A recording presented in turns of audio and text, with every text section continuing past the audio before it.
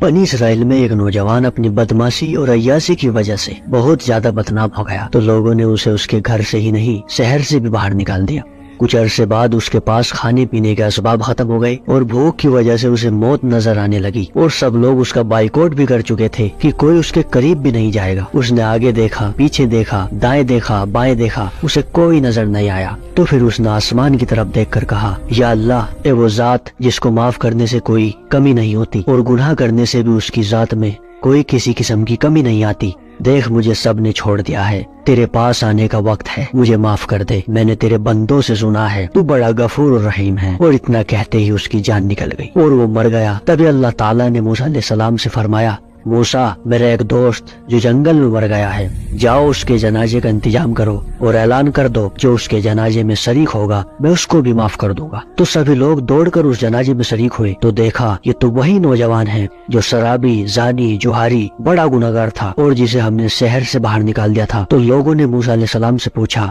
کہ ایسا ولی کیسے ہو گیا کہ ہم اس کے جنازے میں جائیں گے تو بخشے جائیں گے؟ تو موسیٰ علیہ السلام نے اللہ سے پوچھا، یا اللہ، تیرے بندے کہہ رہے ہیں کہ یہ بہت برا انسان تھا اور تو کہہ رہا ہے میرا دوست ہے، تو میں کیا کروں؟ تو اللہ تعالیٰ نے موسیٰ علیہ السلام سے کہا کہ موسیٰ، یہ سچ کہہ رہے ہیں اور میں بھی ٹھیک کہہ رہا ہوں، یہ ایسا ہی انسان تھا جیسا یہ کہہ رہے ہیں، لیکن جب اس کو موت نظر آنے لگی تو اس نے دائیں دیکھا، اسے کوئی نظر نہیں آیا، اس نے بائیں دیکھا، اسے کوئی نظر نہیں آیا، اس نے پھر میری طرف دیکھا۔ تو موسیٰ، میری غیرت نے یہ گوارا نہیں کیا کہ جس کو سب چھوڑ جائے اور وہ بے بس ہو کر مجھے پکارے اور میں اس کی پکار پہ لبیک نہ کہوں۔ موسیٰ، اس نے تو صرف اپنی بخشش مانگی ہے، میری عزت کی قسم اگر آج یہ مجھ سے پوری دنیا کے انسانوں کی بخشش مانگتا تو میں اس کے طفیل سب کو معاف کر دیتا۔ اس لیے آؤ میرے دوستو، ہمارے پاس وقت ہے، ہمیں بھی توبہ کرنی چاہیے۔